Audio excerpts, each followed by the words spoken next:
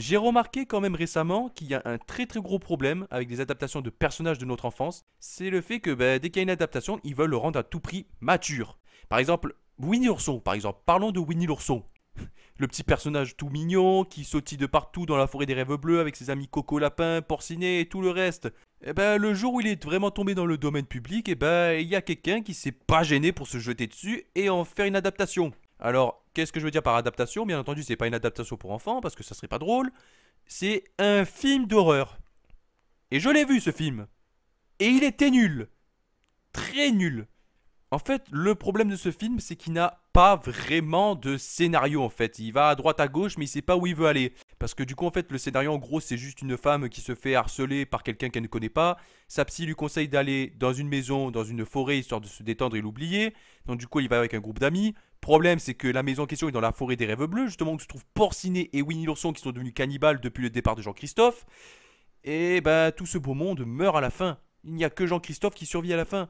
Ce qui laisse penser qu'il y aura une suite. Et ça, c'est pas bon. C'est pas bon du tout. Parce que le film était nul. Parce que le problème de ce film, c'est qu'il était gore. Ça, oui, il était gore. Ça, pour être gore, oui, c'est gore. C'était un film d'horreur, c'est logique. Mais il raconte, comme je l'ai dit tout à l'heure, il raconte pas d'histoire. En fait, il va à droite, à gauche, mais il sait pas où aller, en fait. C'est le problème de ce film. Et c'est pour ça qu'il est aussi nul. Et d'ailleurs, je viens d'apprendre récemment que le tournage a duré que seulement 10 jours. Alors, 10 jours, pour vous dire quand même, c'est quelque chose qui est grave. Très grave. Parce que normalement, un film, tu le fais pas en 10 jours. Normalement, un film, tu peux le faire en quelques mois, voire plusieurs années. Mais pas en seulement 10 jours, c'est pas possible. Parce que ça veut dire qu'en 10 jours, c'est genre t'as pris ta caméra, allez hop, action, on filme, allez c'est bon, coupé, on y va, on remballe, on rentre à la maison. Et, non, c'est pas possible. Un très bon film, ça doit durer des mois. Le tournage d'un bon film doit durer des mois, voire des années. Si vraiment le réalisateur est perfectionniste, le tournage du film durera des années.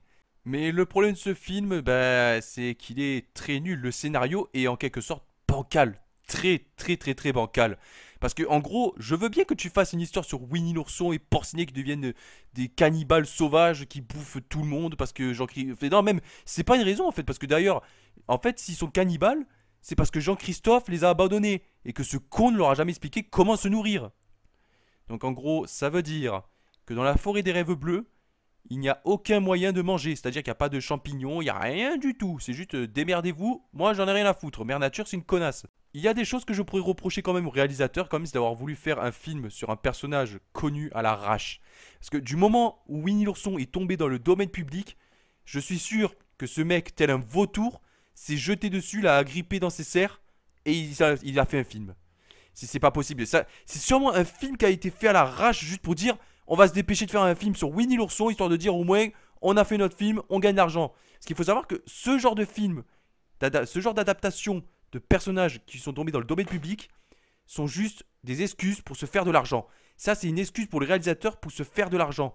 Encore, le réalisateur, il serait fan de Winnie l'ourson, il aurait connu peut-être Winnie l'ourson dans son enfance et qui serait dit j'ai connu Winnie l'ourson comme il était dans mon enfance, maintenant à mon tour de faire ma version pour enfants de Winnie l'ourson, histoire de donner aux enfants ma version de ce que pourrait être Winnie l'ourson, et même pour les parents, parce que ça toucherait la nostalgie des parents qui ont grandi avec Winnie l'ourson. Alors je sais que comme je parle, ça pourrait paraître peut-être en mode, tu dis ça pour que les parents viennent et dépensent leur argent. Ouais, certes. Mais bon, moi après je pense pas en priorité que pour l'argent, je pense surtout pour la nostalgie des parents, ça leur ferait du bien d'être nostalgique de temps en temps. De se dire, regarde fiston, Winnie l'ourson, j'ai connu quand j'étais plus petit, quand j'avais ton âge, j'ai connu Winnie l'ourson, j'ai connu Porcinet, j'ai connu la forêt des rêves bleus. Mais là non, c'est littéralement, ils prennent l'enfance des gens, des parents, ils la cassent en morceaux en fait, c'est comme une assiette en fait. Ils prennent une assiette, ils la cassent en morceaux, et ben ça l'assiette c'est l'enfance des parents. Après il n'y a pas que Winnie l'ourson qui se fera casser en morceaux, hein, parce qu'il y aura aussi prochainement Bambi, oui, par le même réalisateur que Winnie l'ourson. Ce gars veut faire un film d'horreur sur Bambi.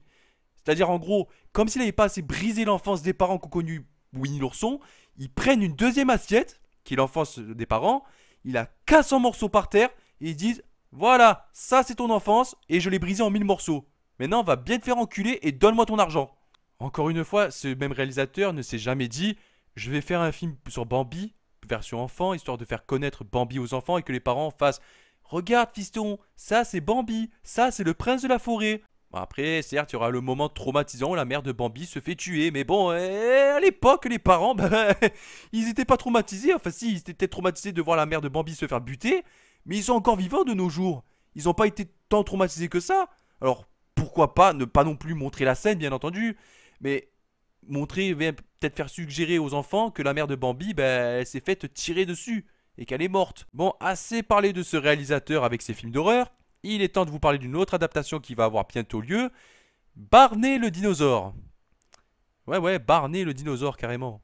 Alors, qu'est-ce que c'est le problème, vous me direz? Eh ben, moi, quand j'ai appris ça, je me suis dit, ça va être cool, ça. Un film sur Barney le dinosaure violet. Le dinosaure qui apprend à parler anglais aux enfants, qui explique plein de trucs. Enfin, voilà, quoi, c'était l'enfance des gens, quoi. Eh ben non, parce que le réalisateur, il a décidé que ça allait être un contenu pour adultes.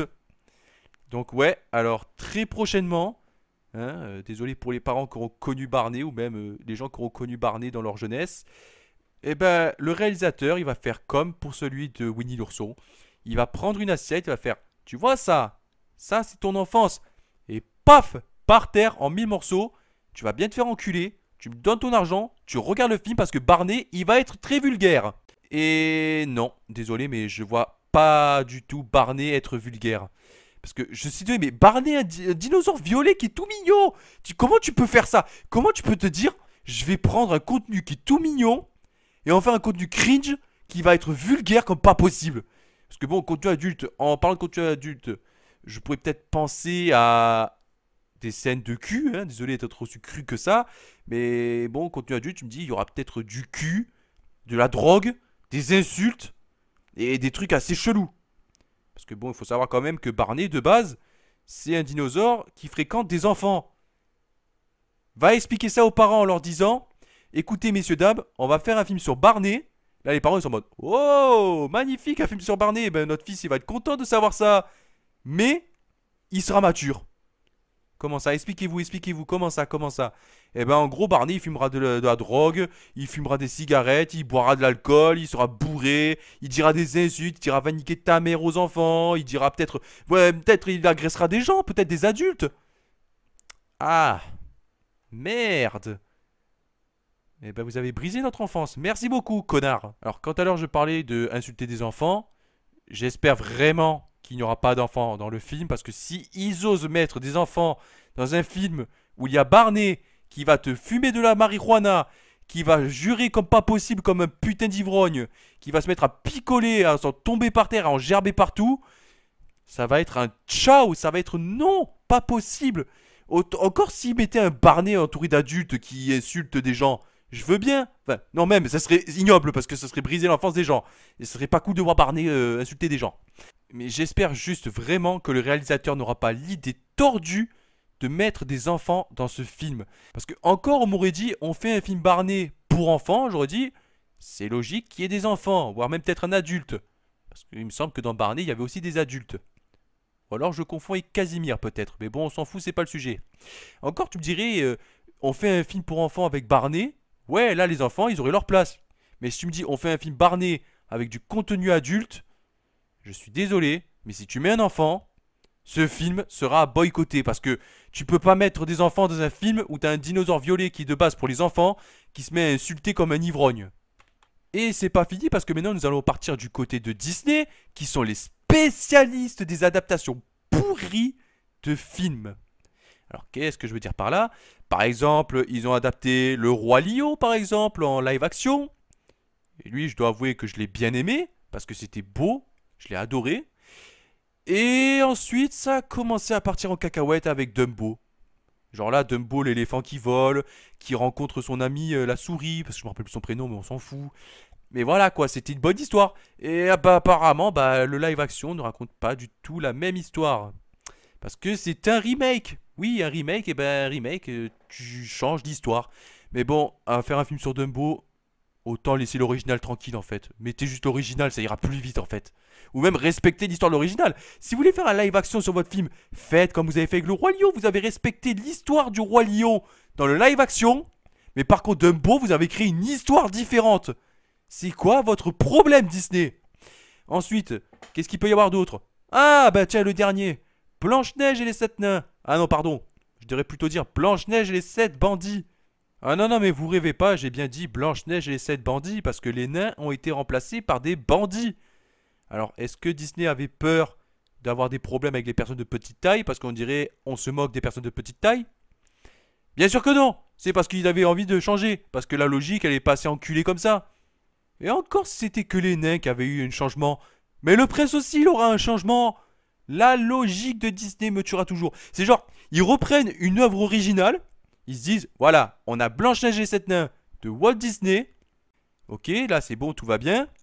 On prend le film et on fait n'importe quoi avec. On le mélange pour en faire un live action. Ah, ok. Ok, ok, là il y a un problème. Bon, et ben pour terminer après ce sujet, eh ben, vous savez, le film Barbie, quand il est sorti, et attention, il n'y aura pas de problème avec le film Barbie, je n'ai rien contre le film Barbie, parce qu'apparemment, il a l'air d'être très bien. Le film fonctionne très bien au box-office, les gens l'ont adoré, même s'il y a un message qui pourrait blesser certaines personnes, enfin, surtout leur ego. Eh ben, ce film, je pourrais ni en dire du bien, ni en dire du mal, parce que je ne l'ai pas encore vu, et que je ne suis pas ce genre de personne qui va dire qu'un film est nul sans même l'avoir vu. Donc, déjà, petit message pour ceux qui font ça. Avant de dire qu'un film est merdique, allez le regarder. Quitte à perdre votre temps et 1 heure de votre vie, allez au moins le voir pour donner votre avis, sans être non plus misogyne. Là où je veux en venir, c'est que le film respecte très bien l'univers du personnage. Que ce soit les maisons, les personnages, et en fait tout l'univers de Barbie. Parce qu'après, même si elle se retrouve dans le monde réel, l'univers de Barbie est respecté. Là, il n'y a pas eu de dérapage en mode Barbie, elle fait un truc chelou. Parce qu'encore, imaginez si c'était le réalisateur de Winnie l'ourson qui avait la licence Barbie entre les mains. Imaginez ce qu'il aurait fait lui. Alors lui, je suis sûr que, en sachant qu'il a fait un film Winnie l'ourson en mode film d'horreur, il aurait sûrement fait une Barbie psychopathe qui bute des gens gratuitement, qui tapine sur les trottoirs, qui se sniffe des rails de coq, et plein d'autres conneries qui n'auraient aucun rapport avec l'univers. Parce qu'après tout, c'est bien d'avoir une licence entre les mains, mais au moins, respecte l'univers du personnage. Respecte au moins l'univers du personnage. Respecte au moins l'univers dans lequel il est. C'est ça le plus important. C'est ce que les gens veulent. S'ils viennent voir un film, c'est pour voir le personnage dans son univers et pas dans un univers qui n'est pas à lui. C'est comme si un jour Disney sortait un film Star Wars sur Dark Vador, mais qu'au lieu d'être dans l'espace, il est sur Terre en train de se balader, en train de manger un petit croissant. Bien sûr, c'est qu'un exemple, mais c'est pour vous montrer la connerie des fois de certains réalisateurs. Donc du coup, où est-ce que je veux vraiment venir en parlant de Barbie? Eh ben, c'est qu'après le succès du film, eh ben Mattel, c'est-à-dire ceux qui ont les droits de Barbie et tous les autres, veulent faire des films sur différents autres jeux. Genre Polly Pocket, Hot Wheels, Thomas et ses amis, et Uno. Ouais, non, non, mais Uno carrément. Et là, je viens de récemment lire un truc. Apparemment, le scénario du film, ça sera un braquage qui est inspiré de l'univers de Uno. Uno comme cuatro. Qu'est-ce que vous avez dans le crâne, putain, Mattel? Vous avez quoi dans le crâne? Un braquage, sérieusement? Je sais pas, vous pouvez pas faire comme Tetris par exemple. Eux, ils ont été intelligents à faire un film sur Tetris. Ils se sont dit, on va raconter l'histoire du jeu. C'est-à-dire par exemple, les personnes qui ont développé le jeu et comment il a été créé. Ça, c'est une façon de faire une adaptation sur un jeu qui, en quelque sorte, n'en aurait pas eu vraiment besoin, mais qui a été bien faite. Mais vous savez en fait ce que c'est vraiment le problème de tous ces réalisateurs et ces sociétés qui veulent faire des adaptations de personnages célèbres? En fait, c'est qu'ils font ça pour l'argent. Bon, ça c'est connu, hein, c'est très connu que tous les films qui sont sortis c'est pour l'argent. Mais à un moment donné, c'est bien de faire un film sur un personnage qui est connu, que ce soit dessin animé, série ou jeu. Mais la moindre des choses, c'est de quand même respecter l'univers du personnage. Par exemple, si un jour on m'annonce qu'il y a un film sur Action Man qui est en cours de réalisation, je serai content. Que si le personnage a son univers à lui. Parce qu'après tout, Action Man, il faut savoir quand même que c'est une série de poupées un peu comme Barbie, mais pour les garçons, mais qui a son univers à lui. Donc si un jour on me dit, ils sont en train de faire un film sur Action Man, je veux que le Action Man soit dans son univers à lui. Et pas dans un univers où il va dans l'espace affronter, je sais pas, un exemple, Zurg par exemple. Voilà, je veux pas un Action Man qui part affronter Zurg parce que nique ta mère la logique. Non, moi, si je veux voir un film Action Man, eh ben, il respectera son univers avec ses personnages et ses méchants. Je comprends pas en fait pourquoi ils comprennent jamais la leçon en fait. Genre, par exemple, tu fais un film sur un personnage qui est très connu, mais tu respectes pas l'univers. Forcément, les gens vont pas aimer parce que c'est pas l'univers du personnage. Tu leur donnes un univers qu'ils connaissent eux-mêmes, que eux-mêmes ne connaissent pas, que le public ne connaît pas. Ce que les gens veulent, c'est voir un film avec le personnage de leur enfance dans un univers qui lui correspond, c'est-à-dire son vrai univers. Même si le film est un peu cucul à praline, hein. Mais déjà, les gens seront plus contents de savoir que le personnage en question est dans son univers, qu'il a été très respecté. Et là, bah, bien entendu, le bouche à oreille parlera. Respecte l'univers du personnage, et les gens feront le bouche à oreille. Et là, le film, bah, il sera bien plus connu. C'est tout simplement la logique même. Et bien entendu, je ne pouvais pas ne pas en parler. Je prends en exemple deux entreprises qui ont bien compris comment faire une bonne adaptation d'un personnage en film. Illumination et Nintendo. Eux ont compris ce que c'est d'adapter un film dans son univers. Ils ont dit on va faire un film sur Mario Bros. Eh bien, le film respectera l'univers de Mario Bros.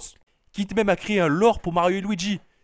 Enfin, même pas un lore, parce que de base, Mario et Luigi, c'est connu qu'ils habitaient à Brooklyn avant d'aller au Royaume Champignon. Mais voilà, ils ont utilisé une histoire qui n'a même pas été intégrée dans le tout premier Mario Bros. Qui a été intégrée au fur et à mesure dans l'histoire de Mario, pour en faire un film.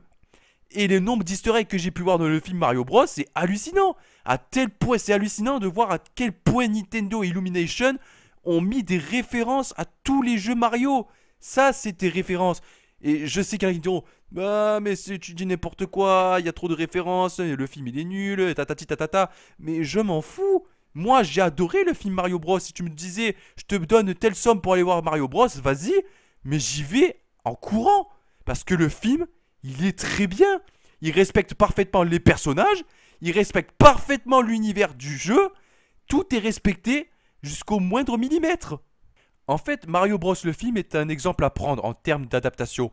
Parce que c'est une genre de leçon en fait. Ça montre comment bien adapter un jeu sans non plus mettre en mode ah regarde alors là il y a un truc qui correspond pas du tout à l'univers, tatati tatata, et voilà.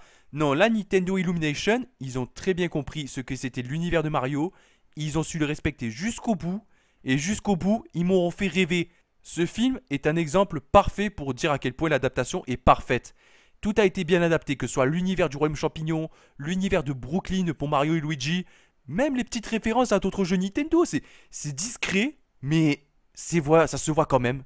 Bon ben voilà, c'est la fin de cette vidéo qui n'était pas du tout prévue à la base, mais j'avais besoin de me confier parce que ça me cassait les couilles de voir toutes ces adaptations de films pourris qui sortent en ce moment au cinéma. Et ben autant vous dire que c'est grave quand même d'en arriver là. Ce qui est grave en fait, c'est que les réalisateurs de nos jours, tu leur donnes des personnages comme Winnie l'ourson, et au lieu de dire je vais faire un film pour enfants, ils se disent je vais faire un contenu mature, film d'horreur, et voilà, il va tuer des gens, tac, c'est réglé. Barney, pareil, on va pas faire un film pour enfants, on va en faire un film mature, un contenu pour adultes. Barney va parler mal, il va dire des injures, il va fumer de la drogue, c'est parfait, ça va marcher. Et je sais qu'il y en a qui me diront ouais mais tu dis oh ils détruisent notre enfance, nanani nanana. Mais en fait c'est pas le fait qu'ils détruisent aussi mon enfance qui me dérange, c'est de savoir que ils ont tellement pas d'imagination, putain c'est moche de savoir ça. Ils ont pas d'imagination. Au lieu de se dire je vais créer un dessin animé ou un film pour enfants, histoire de dire au moins les gosses ils peuvent savoir qui est ce personnage qu'ils ont peut-être pas connu. Non, on va saccager, on va même souiller le personnage en faisant n'importe quoi. Et vous savez, ben, j'espère seulement qu'un truc, c'est qu'avec le temps, dans le futur, et je l'espère vraiment, c'est qu'un jour, il y aura des studios qui se réveilleront, qui se diront putain, les gars, les adaptations, là en ce moment, elles sont à chier. Il faut faire un truc sérieux. Il faut prendre une licence qui n'a pas été encore utilisée, ou même peut-être une licence qui a déjà été utilisée et qui a été merdique. On va la reprendre en main. On va faire un truc génial pour les enfants et pour les parents. Et au moins, ça réparera toutes les conneries de ces gros cons. Sur ce, je vous souhaite une bonne journée ou une bonne soirée. Et si en ce moment même vous allez voir le film Barbie, eh ben écoutez, amusez-vous bien, bonne séance. Pareil pour Oppenheimer, si vous allez voir le film, eh ben écoutez, bonne séance à vous aussi. Et j'espère que vous apprécierez un des deux films ou peut-être voir même les deux.